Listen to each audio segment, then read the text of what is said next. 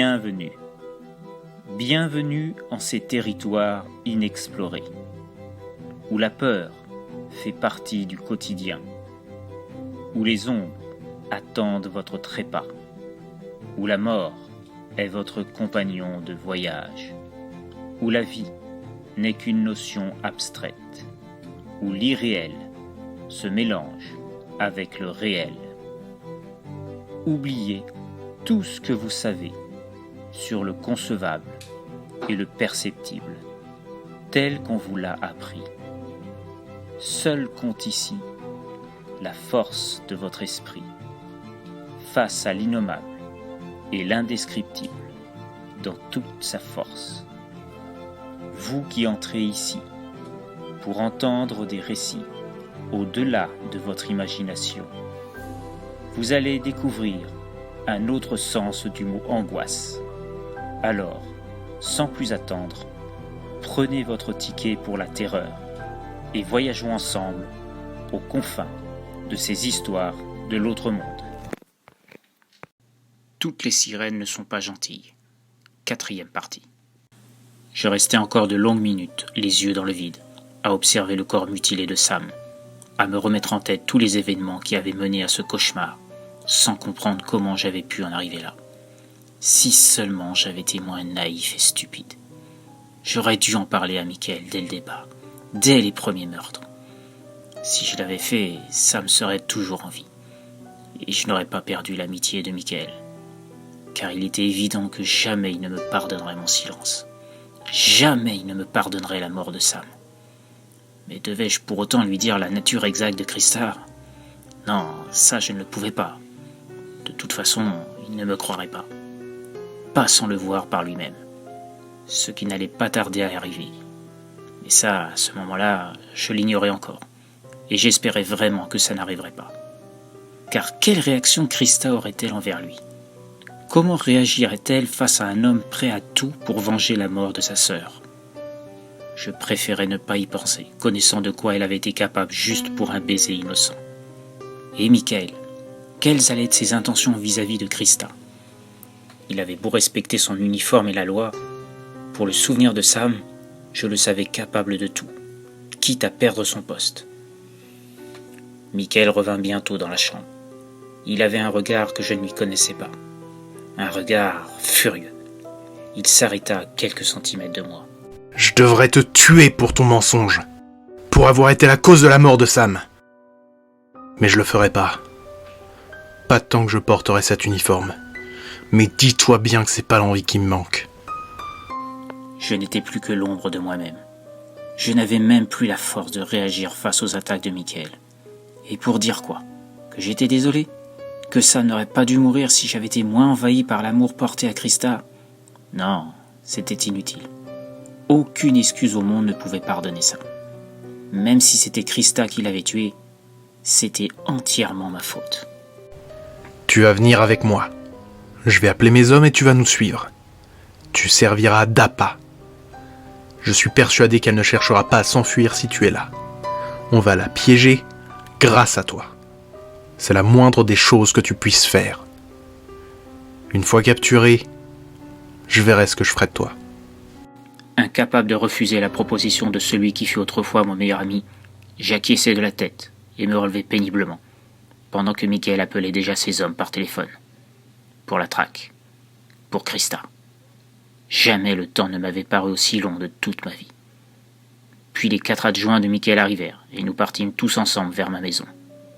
Michael était persuadé de l'y trouver. Je devais entrer en premier et faire en sorte qu'elle ne sorte pas. À ce moment, il débarquerait et arrêterait Krista avec l'aide de ses hommes. Il savait qu'il ne serait pas trop de 5 pour ça. Il avait vu de quoi elle était capable. Comme moi, il avait fait le rapprochement avec les Powell. Il savait que c'était une diversion, mais il ignorait encore pourquoi sa sœur avait été tuée. La raison pour laquelle son corps avait été atrocement réduit à l'état de bouillie. Pourquoi ses lèvres avaient été arrachées. Pourquoi ses mains avaient été écrabouillées. Même si je le soupçonnais d'avoir des doutes sur la jalousie de Krista envers Sam. Quelque temps plus tard, nous arrivâmes à la maison. Comme convenu avec Michael, j'entrai seul, pendant qu'il restait dehors avec ses hommes. surveillant chaque sortie potentielle pour éviter la fuite de Krista. Je savais qu'il n'y avait pas d'autre solution. Krista était allée trop loin. Je ne pouvais pas la laisser agir plus longtemps. Mais ma trahison allait avoir des conséquences désastreuses, comme chacune des décisions que j'avais prises depuis que je connaissais Krista. Des conséquences qui allaient bouleverser encore plus mes idées sur ces êtres censés fabuleux que sont les sirènes, et qui allaient révéler les pulsions meurtrières de celles que j'aimais toujours malgré moi, à un niveau inimaginable. J'entrais dans la maison, et à peine dans le salon, j'appelais Krista, lui demandant de me rejoindre en bas. Je tremblais de partout, et j'eus toutes les peines du monde à cacher mon stress. Finalement, Krista descendit, imperturbable, comme à chaque fois qu'elle avait commis un meurtre, agissant comme si rien ne s'était passé. Et elle me souriait. Je suis contente que tu sois là. Je suis désolée pour la sœur de ton ami, mais je ne pouvais pas la laisser vivre. J'ai senti son amour pour toi quand je l'ai déchiquetée.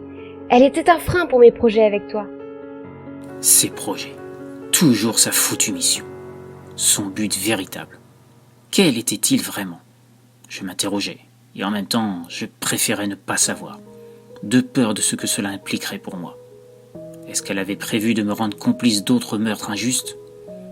Mais au fur et à mesure qu'elle s'approchait, j'oubliais encore mes ressentiments. C'était comme si elle avait un pouvoir hypnotique sur moi, une sorte de pouvoir de persuasion annihilant ma volonté. Et puis, elle me fit part de son véritable objectif. Celui qui l'avait poussée à venir vers moi ce soir-là, suite à notre rencontre. La raison pour laquelle elle était loin de chez elle à ce moment. Loin de son clan, de son père, de sa race. Et pourquoi j'étais si important pour elle. J'appris ainsi qu'elle et son clan étaient des descendants des Atlantes. Les habitants d'Atlantis, la cité mythique que tout le monde pensait être une légende. Des êtres fabuleux en accord parfait avec les océans, pouvant aussi bien vivre sous l'eau que sur terre. Le résultat de centaines d'années de manipulation génétique, due à leur technologie très avancée. Mais chez certains, cette manipulation avait été déformée, afin de permettre une longévité plus grande, avec des effets secondaires monstrueux. Ceux ayant subi ces suppléments ne pouvaient réfréner leur faim de chair vivante. Au fil du temps, les membres de ce clan étaient devenus cannibales, ne pouvant survivre qu'en dévorant les membres des autres clans, faisant d'eux des parias. Cependant, ils faisaient partie de la caste la plus importante de la cité des Atlantes, et personne n'osait rien faire face à leur pouvoir. Jusqu'à ce que certains décident que cette situation devait cesser. Les autres clans se sont ralliés à eux, et une révolte a éclaté au sein d'Atlantis. Les guerriers, les civils se sont regroupés contre la caste scientifique dirigeant Atlantis, dont faisait partie le roi. Une révolte qui s'est transformée en guerre fratricide, ravageant toute la cité. Des explosions surgirent de toutes parts à cause d'attentats des différents clans pour prendre le dessus et le contrôle d'Atlantis, jusqu'à toucher le cœur même de la cité, créant une déflagration si énorme que toute la cité s'enfonça sous les eaux, entraînant ses habitants avec eux. Suite à ce désastre, la caste du roi a fui, laissant les autres clans à leur désarroi, se dirigeant vers d'autres océans pour échapper à la fureur de leurs anciens fidèles. C'est ainsi que leur clan s'est installé à plusieurs kilomètres de la ville avant même qu'elle existe. Pendant des siècles, le clan s'est nourri des marins, des voyageurs, des touristes, ayant l'imprudence de venir dans leurs eaux. Mais depuis quelques années, la nourriture s'est faite rare à cause de plateformes pétrolières érigées par des compagnies qui interdisaient l'accès à la zone maritime autour, réduisant le nombre de nourriture à venir. Pour survivre, le clan dut se résoudre à faire des sacrifices au sein de leur population. Chaque semaine, un membre était choisi par le roi pour nourrir les autres et les empêcher de dépérir. Mais cette solution eut des conséquences désastreuses, faisant fondre le nombre de la population autrefois importante. Et un autre problème survint. Les sirènes ne pouvaient plus enfanter entre eux. La faute à la dégénérescence due à l'ingestion de chair de sirène et de triton. Il y eut une vague d'espoir cependant. Une sirène s'est faite capturer par un marin à l'insu du clan. Elle eut une aventure amoureuse avec ce dernier, tombée sous le charme, et elle tomba enceinte. Toute heureuse de cet événement, elle voulut en faire part à son clan, mais le marin refusa de la voir partir. Elle dut le dévorer à son tour, puis annonça la bonne nouvelle. Depuis, le clan se rend près des côtes à la recherche de reproducteurs. Des petits villages isolés, peu peuplés. Le souci, c'est qu'une fois enfantées, les femelles se devaient d'obéir à leur instinct et se servaient des pères comme repas, tout comme le reste de la population des villages qui devenait la proie des autres membres du clan. Il fallait trouver un endroit avec une population plus importante. C'est là que je t'ai rencontré. J'ai senti sur toi énormément d'odeurs humaines, toutes différentes. J'ai tout de suite compris que j'avais sans doute trouvé le moyen de survie de notre clan pour de longues années. Alors, j'en ai fait part à mon père et au reste du clan. Il fut décidé que je devais me faire enfanter en premier lieu, en me rapprochant de toi. Une fois fait, et l'assurance de notre survie, mon père me contacterait pour lancer une opération de grande envergure pour s'emparer de la ville avec notre clan, composé essentiellement de guerriers. J'étais sous le choc de toute cette histoire. Des Atlantes, Atlantis, des reproducteurs, un stock de nourriture si je comprenais bien. Voilà quelles étaient les raisons de sa venue. Et voilà quel était mon rôle. Je me sentais encore plus stupide. C'est là qu'elle me fit part de sa conversation avec son père. Je n'en revenais toujours pas de ces révélations. J'avais vraiment été stupide à un point. Mais bientôt Christa s'arrêta de parler.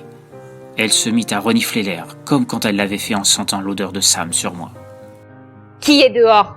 m'interrogea-t-elle en reprenant son air mauvais, ses yeux rouges sortant à nouveau. Elle se rapprocha plus près de moi, commençant à se transformer sous mes yeux terrifiés. Elle reprenait son aspect qui avait valu la mort à Billy, à M. Spengler et à Sam. « Tu m'as trahi. Tu as ramené ton ami ici pour me capturer, je suppose. » Je ne pouvais pas dire un mot, tellement j'étais paralysé par la peur. Paralysé à l'idée de ce qu'elle pouvait me faire. « Je vois, tu as fait ton choix. Attends-moi ici. » Elle termina sa transformation et se dirigeait vers la porte arrière de la maison. Et puis elle se retourna vers moi, les yeux froncés de colère. J'entendis Michael qui criait au dehors. « Christa, je sais que t'es là. Rends-toi sans faire d'histoire. Et on sera peut-être gentil avec toi. » Christa sourit. Un sourire démoniaque. « Désolé, tes amis vont mourir aujourd'hui. Pour toi, je verrai plus tard. » Elle arracha la porte, la faisant passer pour une vulgaire feuille de papier. L'un des adjoints se trouvait en face, pointant son arme vers elle, complètement affolé de ce qu'il voyait en face de lui. Mais il n'eut pas le temps de dire quoi que ce soit. Christa fonça sur sa gorge avant de l'arracher avec hargne, pendant que le pauvre adjoint hurlait.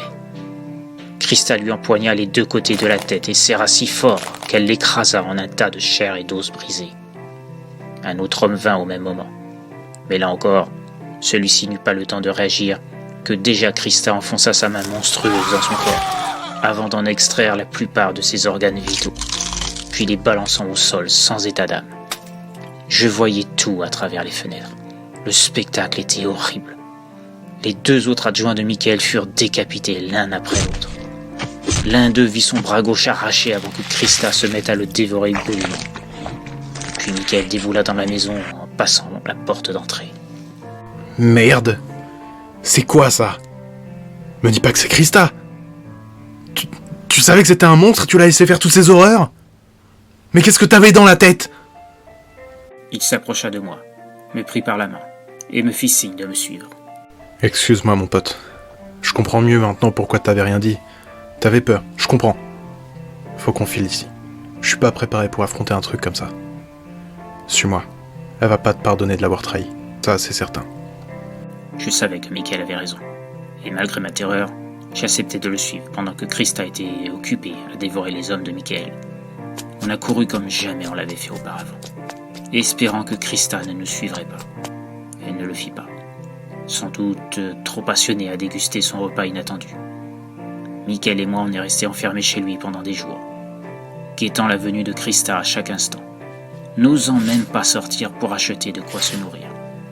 La volonté de survivre était plus forte, avec la peur au ventre. Michael s'inquiétait pour les autres habitants. S'il lui était incapable de contrer Christa, comment eux ils le pourraient? Une semaine passa ainsi sans qu'aucune manifestation de Christa se fît savoir. Aurait-elle abandonné le projet dont elle m'avait parlé? C'était peu probable. Non, elle devait attendre la venue de son clan. Et celui-ci ne tarda pas à venir. On en était au 6e jour sans avoir eu connaissance de Christa, quand des cris se firent entendre un peu partout en ville. Des cris de terreur, de femmes, d'hommes, d'enfants. Ils étaient là. Le clan de Christa était arrivé. Et Michael et moi, on ne savait toujours pas quoi faire. Il avait bien essayé d'appeler le FBI, leur expliquant la situation, mais évidemment, ils l'ont pris pour un fou, lui disant qu'ils avaient autre chose à faire que partir à la pêche à la sirène. Oui, vous vous en doutez bien, après les événements de la maison, j'ai tout dit à Michael sur la nature de Christa, ses origines, ses objectifs, tout ce qu'elle m'avait raconté. En temps normal, il m'aurait pris pour un fou lui aussi. Mais après ce qu'il avait vu, je lui aurais certifié l'existence du Père Noël, il n'aurait pas eu d'objection. Les cris se rapprochaient, des bruits de portes arrachées, de vitres brisées aussi, de plus en plus, jusqu'à ce que ce soit le tour de la porte d'entrée de la maison de Michael.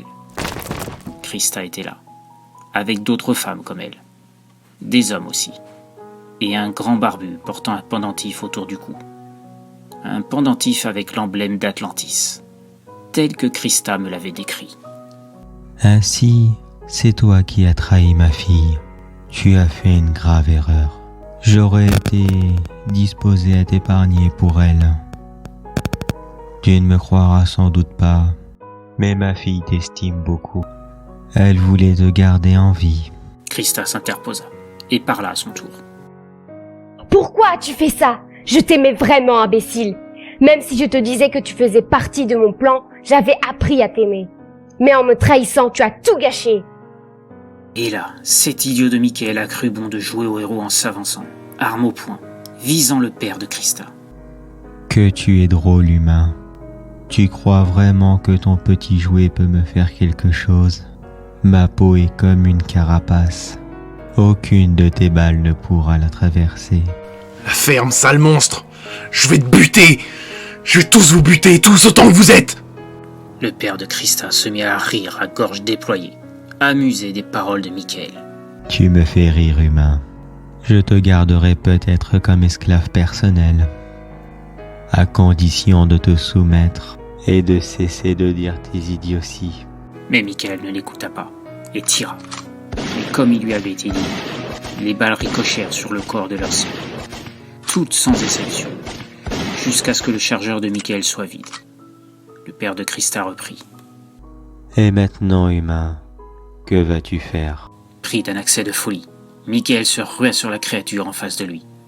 Mais à peine s'était-il avancé que Christa se plaça entre son père et Michael et passa l'intégralité de son bras dans le corps de ce dernier, stoppant net sa course sous mes yeux horrifiés, me faisant libérer un cri interminable. Lentement, Christa retira son bras du corps sans vie de Michael, qui s'affala sur le sol. Elle voulut s'approcher de moi, mais pris d'un éclair de lucidité, je parvins à me relever et m'enfuis, en passant à travers la fenêtre, de l'autre côté de la pièce.